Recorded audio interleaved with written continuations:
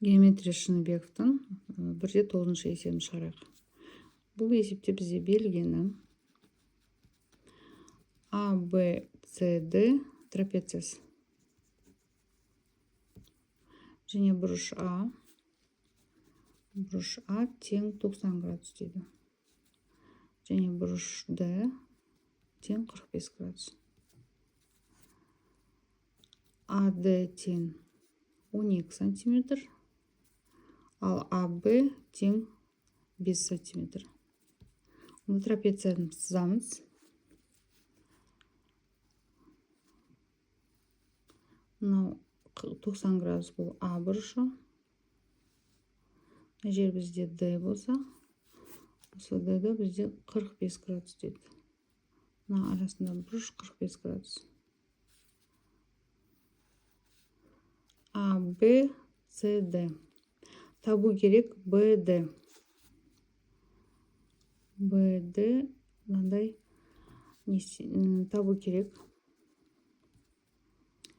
BD векторының ұзындығын біз модульмен білеміз, яғни BD векторының ұзындығын табу керек.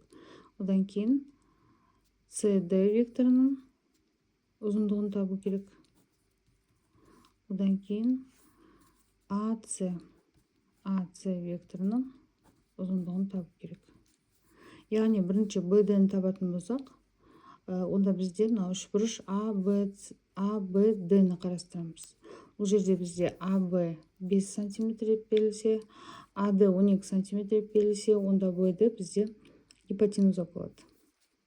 Яғни AB және AD бұл бізде катеттер.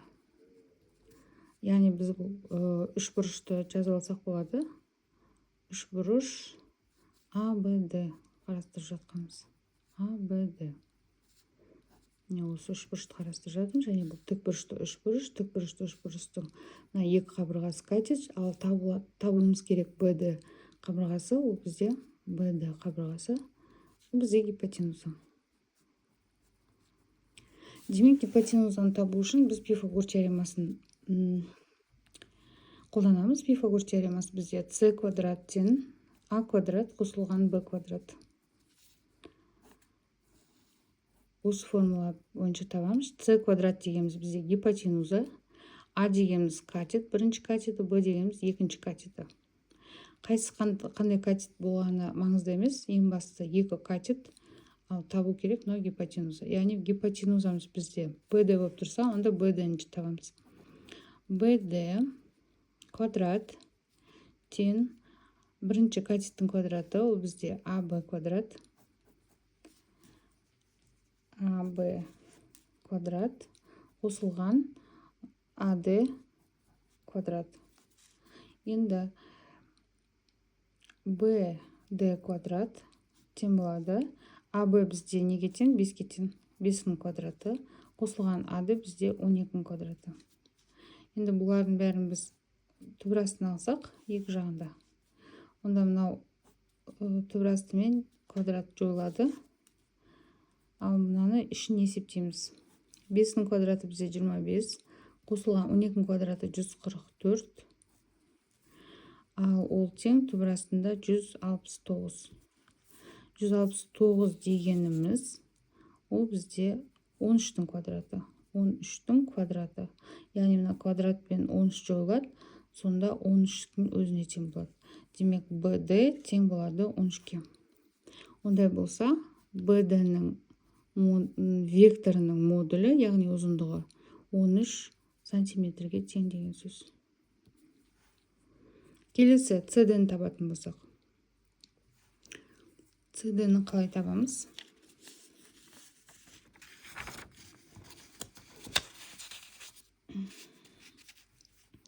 Келесі CD-ні табу үшін біз мына жерге тағы былай жүргізуіміз керек. Яғни мына нүктеден былай жүргізуіміз керек, бір түзу түсіруіміз керек, және мына нүктені біз О деп алсақ. Онда бұл ОС бізде неге тең болады? АБ-ға тең болады. Жазамыз. АБ тең ОС-ға тең болады.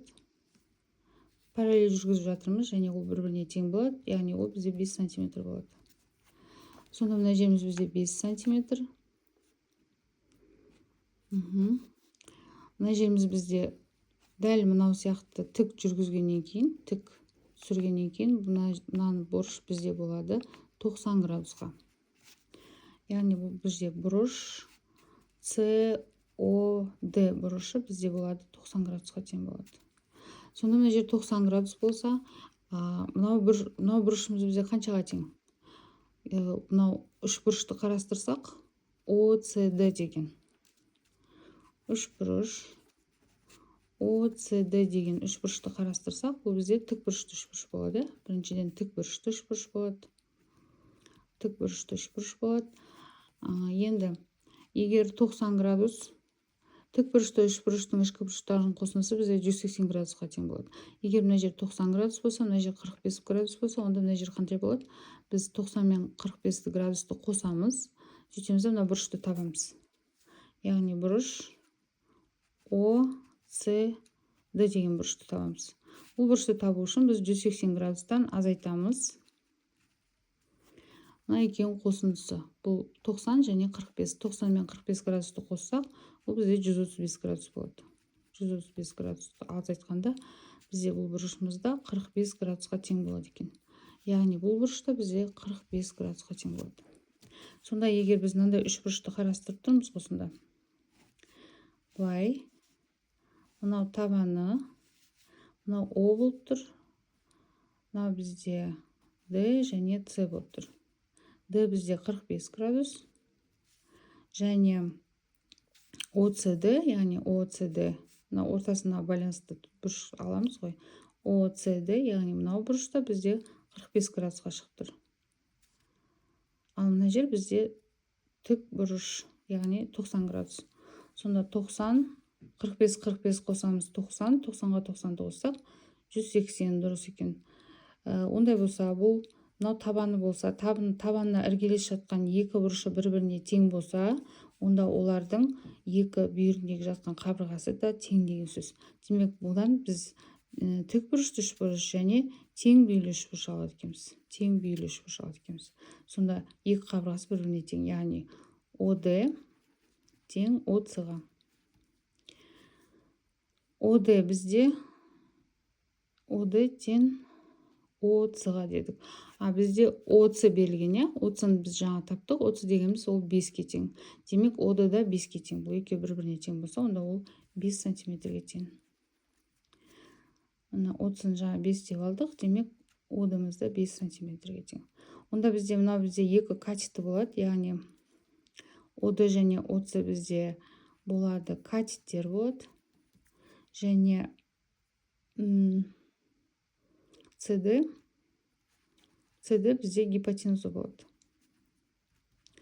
Яғни енді бұл жерден гипотенузаны табуымыз үшін дәл жаңағыдай гипотенузаның несін аламыз? CD квадрат, Пифагор теоремасын қолданамыз. Екі катеттердің квадратын қосуға OD-ның квадраты қосылған OC-ның квадраты. Екеуі де 5-ке тең, демек 5-дің квадраты қосылған 5-дің квадраты деп. Яғни OD-ның квадратын қоса отырық OC-ның квадратына. Екеуінің катеттерінің квадратына қосқан кезде мынандай болады.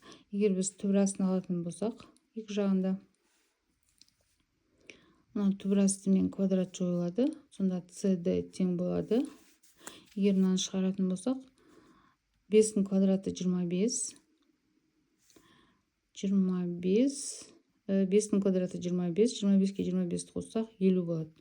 Ал 50 дегеніміз ол бізде 25 көбейту 2, яғни 2 көбейту 25. 25-тен бізде 5 шығады түбірдің астынан, түбірастың 2-сі қалады. Яғни CD тең болады 5 түбірасты 2 сантиметрге. Демек, CD-ның векторының ұзындығы да модулі де тең болады екен 5 түбірасты 2 сантиметрге. Екінші жауабымыз таптық. Енді AC-ны табайық. AC-мызды табу үшін бәрін қайтадан сызайық. Мынандай бізде трапеция десек. A, B, С С, Д деген. Онда бұл жерде бізде АС-ны табуымыз керек. Яғни бұл жерде біз АБС деген үшбұрышты қарастырамыз деген сөз. Үшбұрыш АБС. Мына бізде бұл Б бұрышы да тік бұрыш бұл жерде. Бұрыш Б тең 90 градусқа. Яғни АБС үшбұрышымызда бізде не болып тұр? Тік бұрышты үшбұрыш болып тұр. Тік бұрышты үшбұрыш. АБ бізде 5-ке тең. Біз айттық ОС 5-ке және О-дан да 5-ке тең дедік, иә? Ал бірақ мына ұзындығы, барлығының ұзындығы, АД-ның ұзындығы бізде 12-ге тең. Сонда мына бір АД-ның, мына барлық АД-ның бір жартысы 5-ке тең болса, қалған екінші жартысы қаншаға тең болады? 12 болу үшін. Яғни 12-ден 5 аламыз. Демек, АО-ны табу үшін АО. Былай істедік қой біз. Былай түсірдік та, мына жерді О дедік, мына жерді 5 сәйкесінше, мына жерді 5 дедік, және мына жерді табу үшін мына жер бізде X болып тұр. АД-ның барлығы бізде 12 сантиметр болды. Сонда бізде АО тең болады X қосылған 5, иә? Немесе 12 азайтылған 5. 12-ден 5 алсақ, мына АО-мыз шығады, яғни 12 азайтылған 5. Ол бізде 7-ге тең. Яғни мына жеріміз бізде 7 сантиметрге тең болып тұр. Мына жеріміз 5 сантиметрге. Сонда екен қосқанда 12 шығып тұр астында. Енді бұл дәл мынаған бетіп түсетін болса, мына екеуінің ұзындығы бірдей екенін біз көріп тұрмыз. Демек, АО тең БС-ға.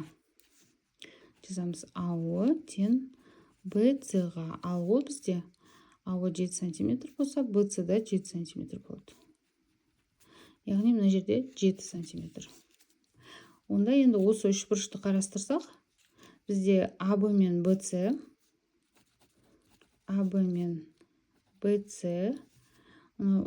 не ғой? Тік бұрышты үшбұрыш қой. Онда мынау екеуі бізде катет болып тұр. Катеттер болып тұр. Ал АС-мыз бізде гипотенуза болып тұр. Яғни АС ол гипотенуза. Демек, АС-ны табу үшін АС квадрат тең екі катеттердің қосындысы. Яғни 5-дің квадраты қосылған 7-ның квадраты. Енді екеуінде біз есеміз түбірасын аламыз. Сонда мына мен мынау жойылады, ол АС-ның өзін береді. Ана ішіндегісін бірінші тауып аламыз.